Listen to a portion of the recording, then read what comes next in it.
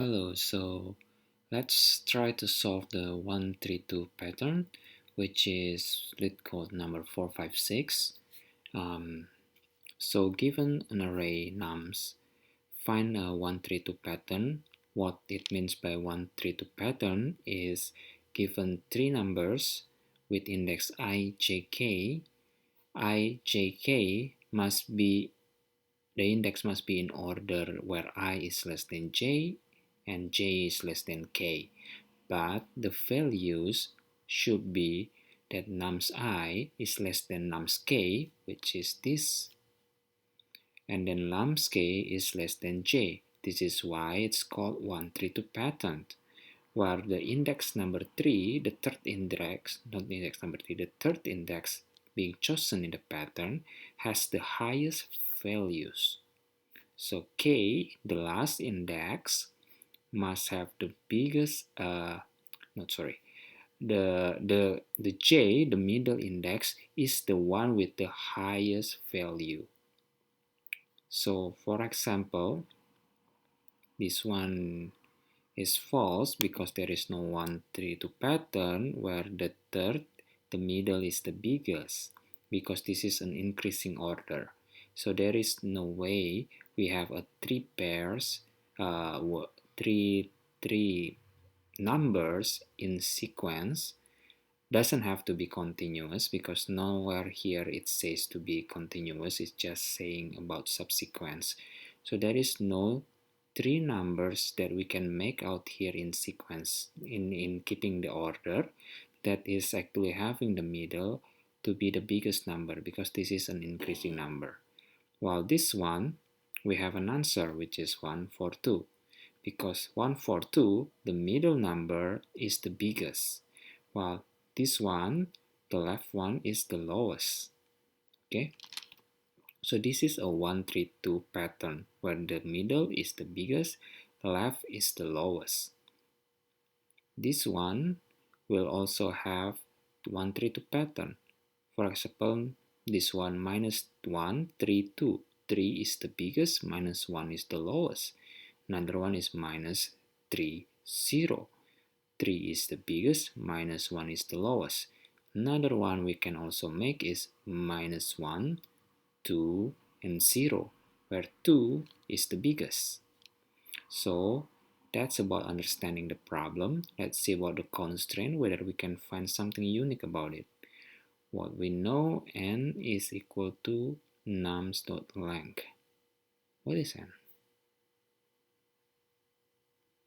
Oh, that's the length of the nums. And then it can be very big, while the nums can be negative, can be positive, and can be very big. So I don't find it pretty unique in terms of the constraint. So that's about the problem. Now let's find the solutions. Make the tactic first, okay? How to solve this? So basically, one way to solve this is to think about what to leverage about the pattern itself. So basically, there is I, J, and K must be in between the I and J, because J should be the biggest. So one way to scan this is to find these pairs, the I and J, and then check whether the third number is the rightful K. Okay, so what it means, let's try this one. I think because this one has all, we can try this one. Let's try this one. The same. I will take an example that basically has an answers, so that we can get the idea right away. Okay. So let's say we have these kinds of things. So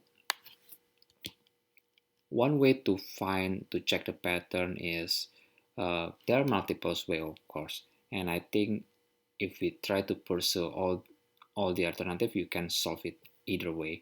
But for this one, I will try to make it in sequence, which means that I will use the ij as the basis of the check, and then k as the ending part. What it means is we will scan from left to right and then find a possible pairs of ij, and for every possible pairs of ij we check whether we can find a k into that. So what it means, if you notice there, we need to store two numbers. Basically, we need to memorize two numbers for each of the scan. And that two numbers will contain two values, which is our possible I and our possible K, J. And J, because of the pattern 132, it has to be the biggest number. J has to be the biggest values. So let's keep it. Imagine that we are maintaining the value J here. Okay, potential value J, and then this is the value I. And then for each of it, we're going to increasing it further. So what it means is, for example, this is the concept basically, that we keep a potential Vj and Vi, and then for each of the next number, we will check whether it is fulfilling the logic, the requirements of the 132 pattern. Once we find one that is fulfilling, and that's it. So for example, for this, we will start with the first number. The first number means it is its own j at that point, right?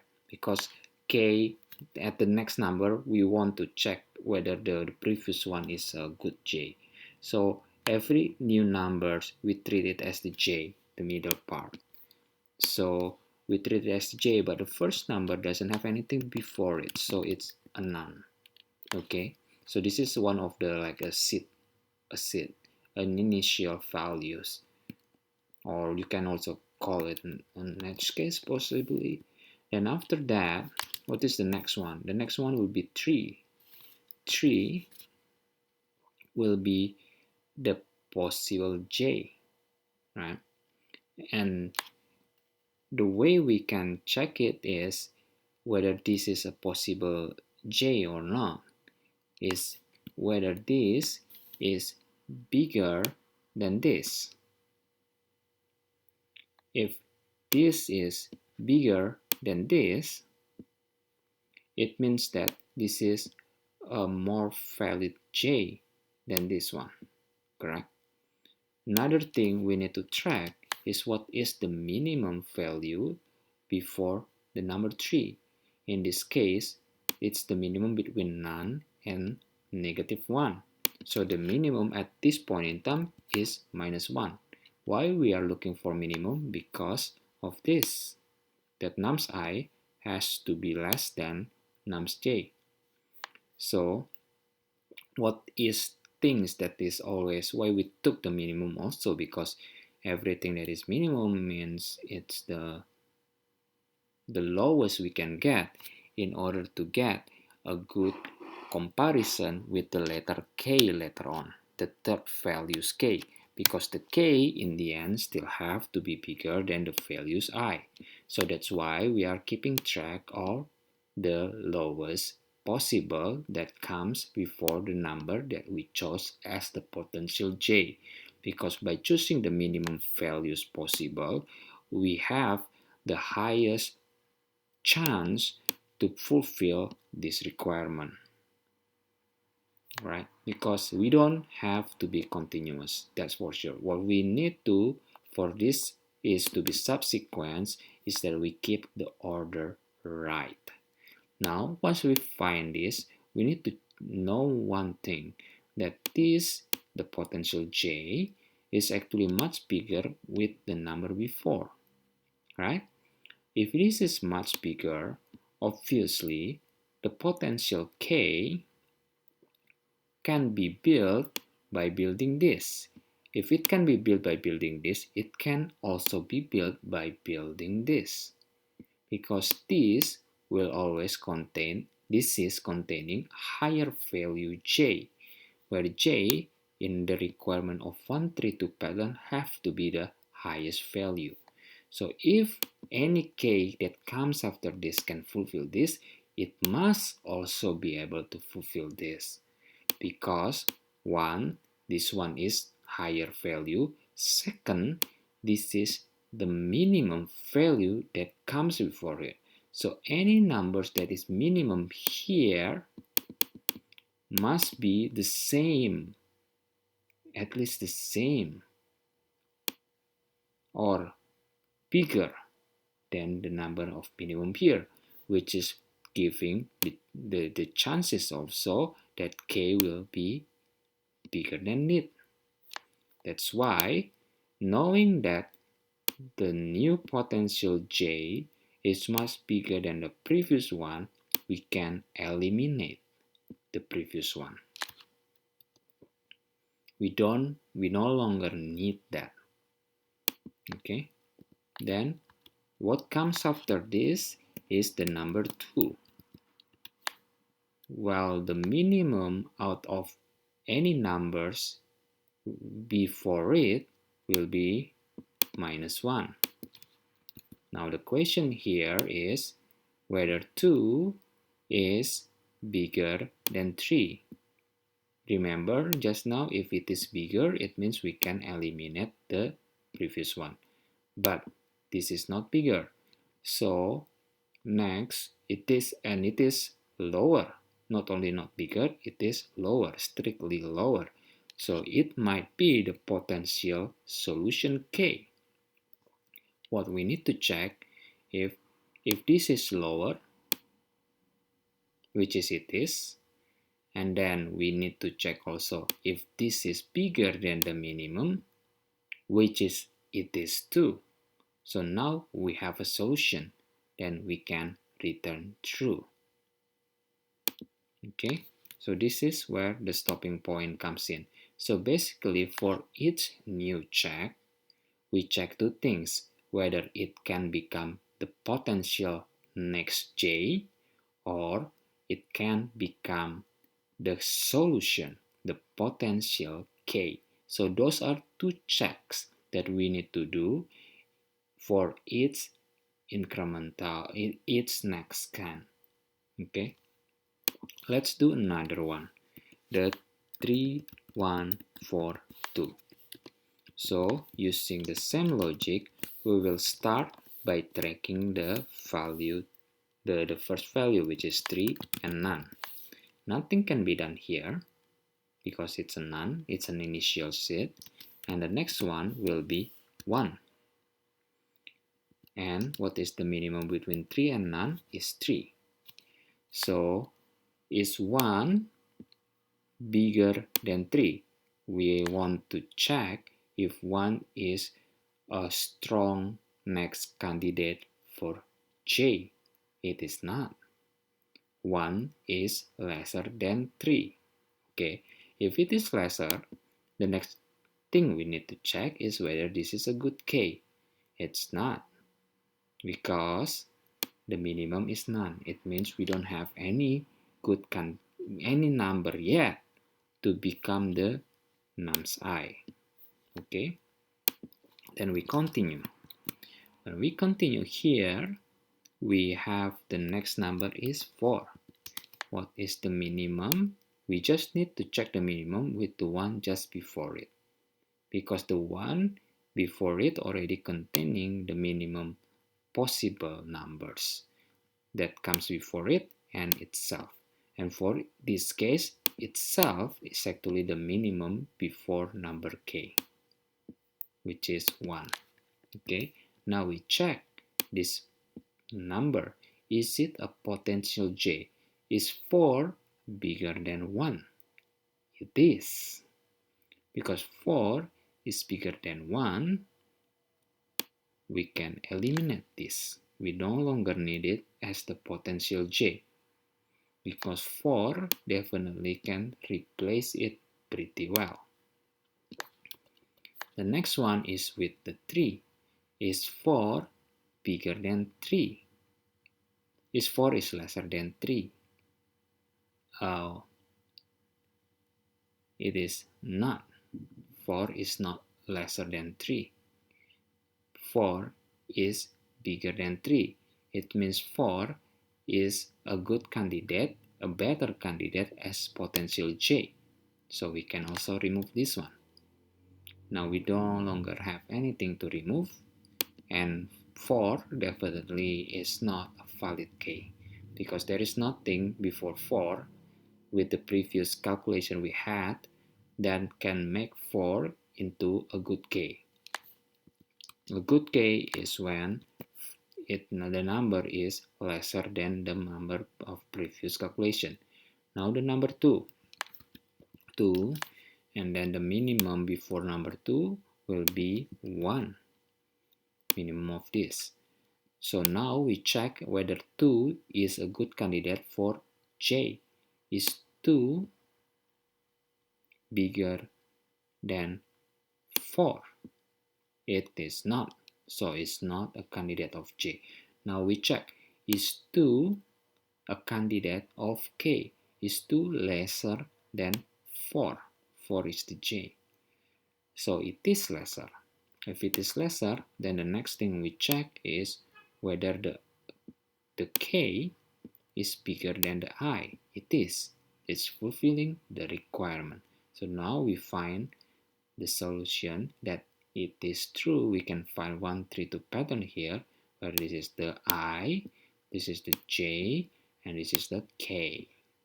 Okay, so that's about the tactic. Basically, in summary, the tactic is to actually keeping 2 values, and then for each scanning, we treat it, is this a potential J or is this a potential K?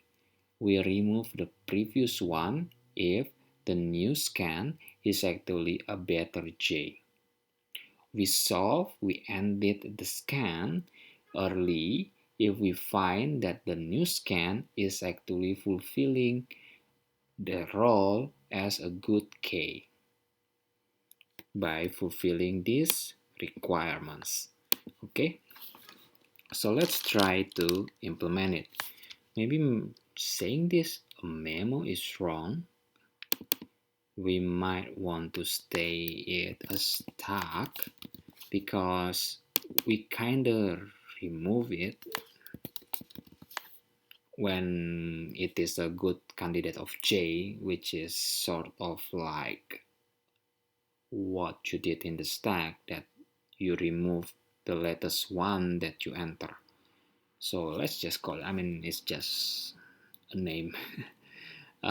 So trying, but name is important actually when you write a code to maintain for a long time, because that will be the easier you read the code, the easier for other people to understand, the lesser the probability of you making a bug. So for now, at least I don't have a better idea than naming this a stack, because that's the closest behavior it can have. So let's start it. Remember just now that we always starting it with, is there a requirement of the n? Oh, n can become 1. There is just one number. Okay. Basically, what I want to do is like initializing this with this, where this is the number and this is the none.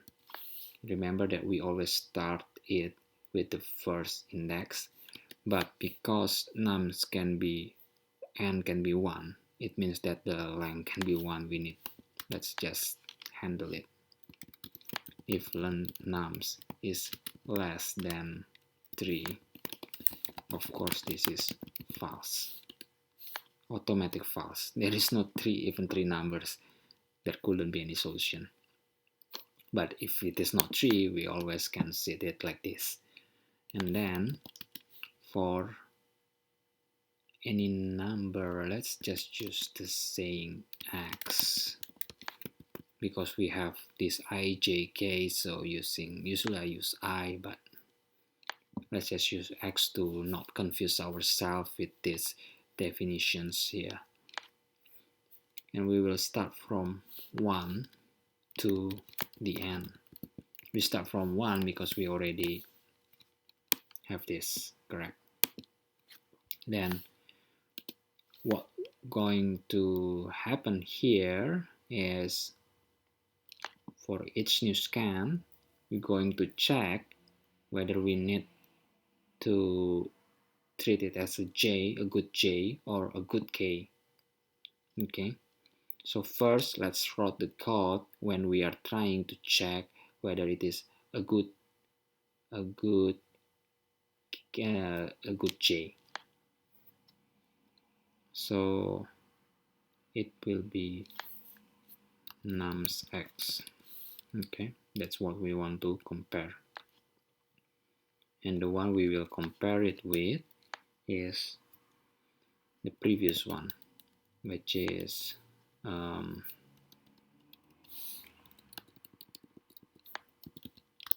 so first is we want to check, is this better J?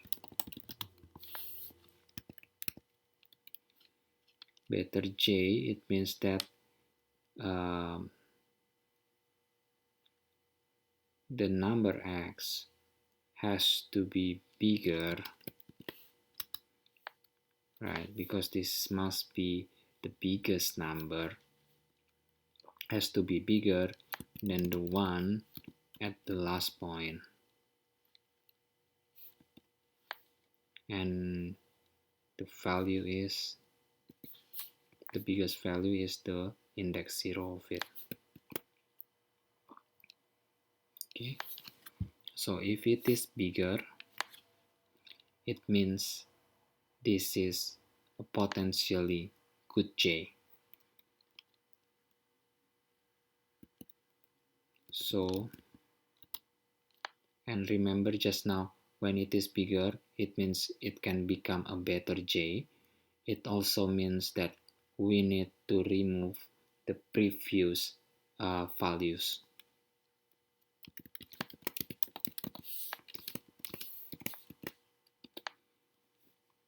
Until the point, of course, until the point where it is no longer, what you call it, no longer needed anymore to actually that we cannot any that is the best J we can have.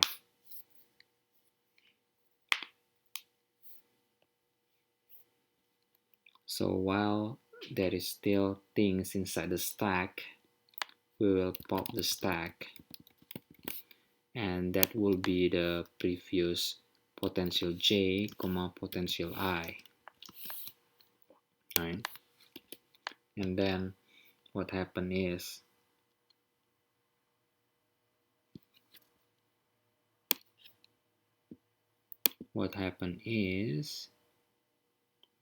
this is x greater than the Vj, so we know that we need to pop that.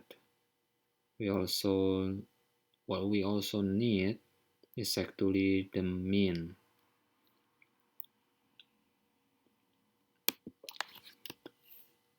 The next mean, which is the next Vi, because remember we treat the second part almost like the potential I, will actually be calculable already, that it is stack minus 1 0, or but if the stack minus 1 1 is not none, we should compare it with the stack minus 1 1. Basically we just need to look one back to actually get the next Vi. Remember that. After that we check that because that doesn't change, the next vi, the smallest value doesn't change whether it is a better j or a better or actually a k. Then if it is a better j,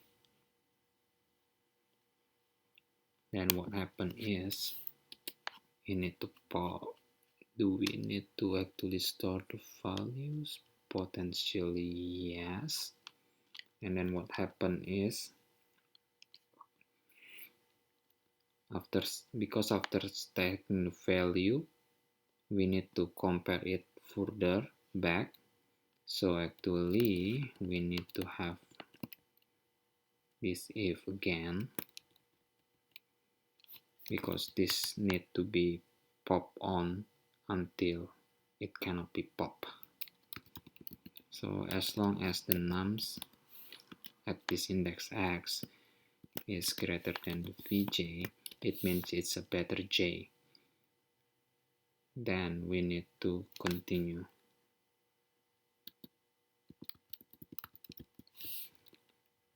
up to the point that it is done, that it is no longer the better j. It should stop popping stuff. Yeah.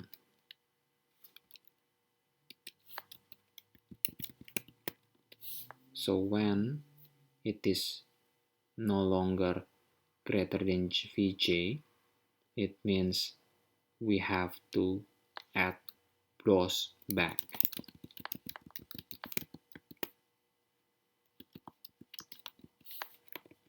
And also now we need to add these new things, the better j.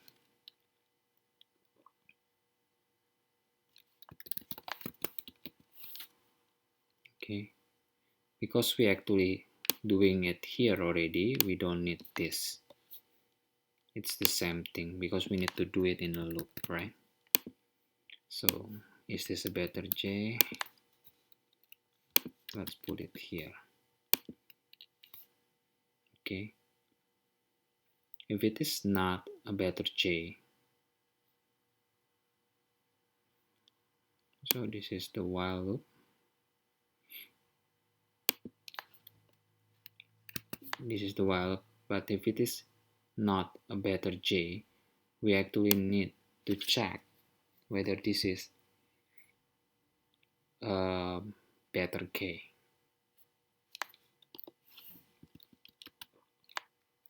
This is the k basically. If nums x less than vj and what's that, the vi not none and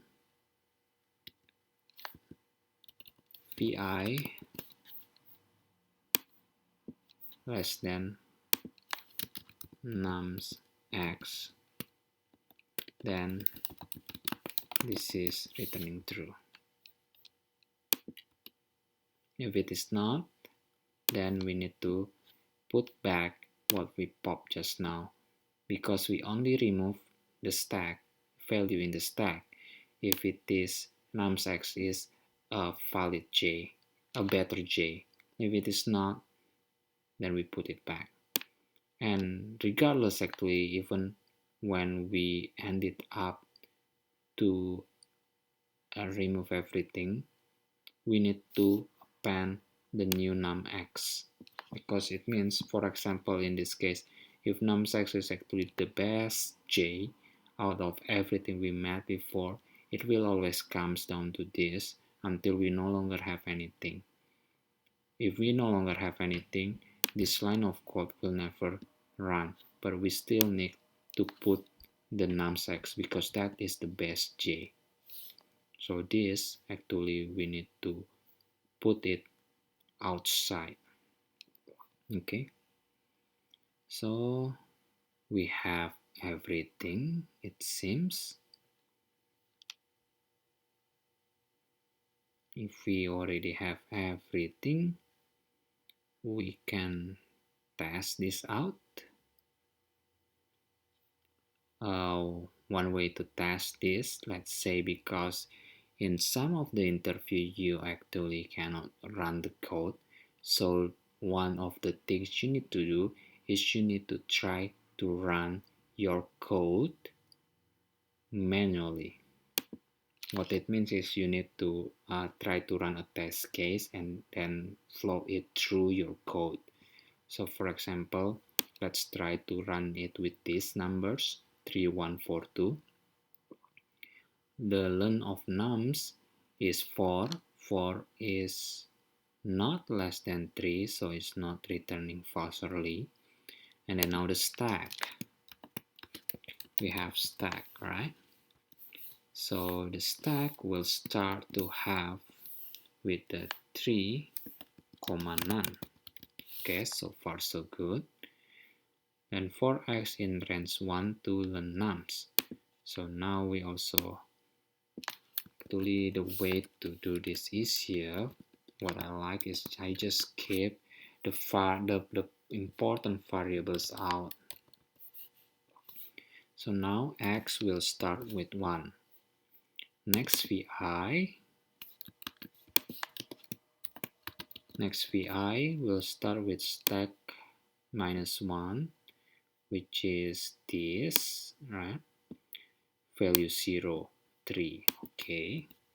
Then if stack 1 minus 1, 1, it means this one is not none. It is none, so we can skip this for now.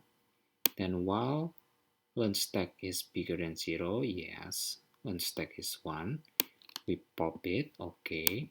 Now vj would be the stack pop, right? Stack pop. So vj will be 3, while vi will be none. And we pop this, so this is gone. Now nums x, where x is 1, so 3, 1. So 1 bigger, if 1 bigger than vj is 3, it's not. So it goes to the else. If so, out of this, if nums 1, which is 1, less than vj, yes, and vj is 3, 1 is less than 3, that's true, and vi not none, vi is none, so this is not true. Then we stack append vj vi back. So we stack append 3 and none back, and then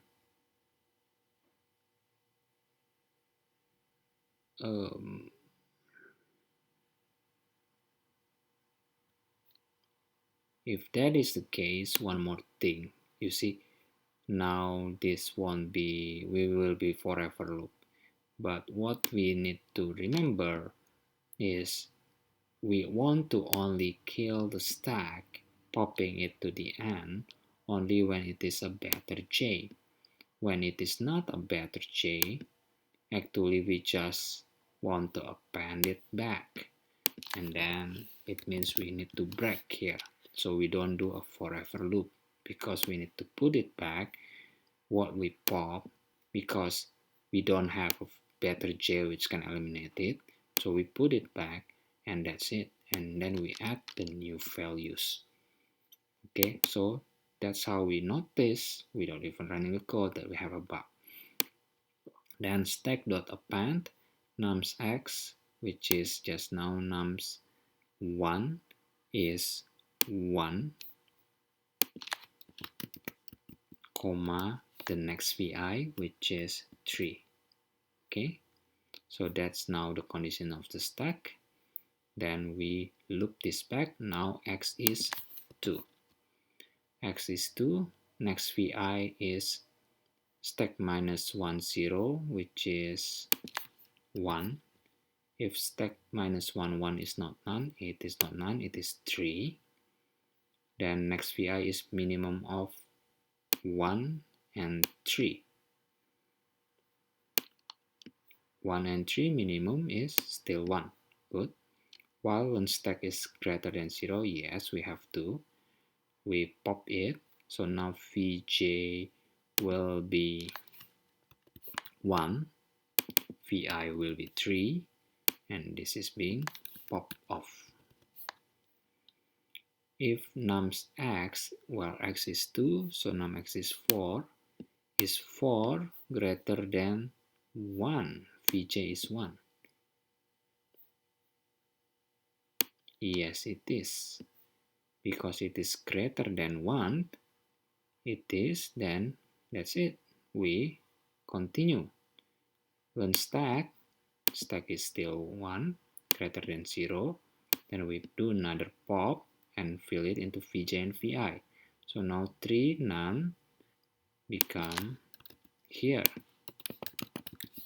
and this is gone. Now nums x is 2, so 4 is greater than 3. It is. Then we continue. But at this point in time, our stack has already been 0, emptied out. That's it. We finished the while loop. Now stack.append nums x, next vi. So nums x, which is x is 2, so it will be 4, next vi, 1. So far so good.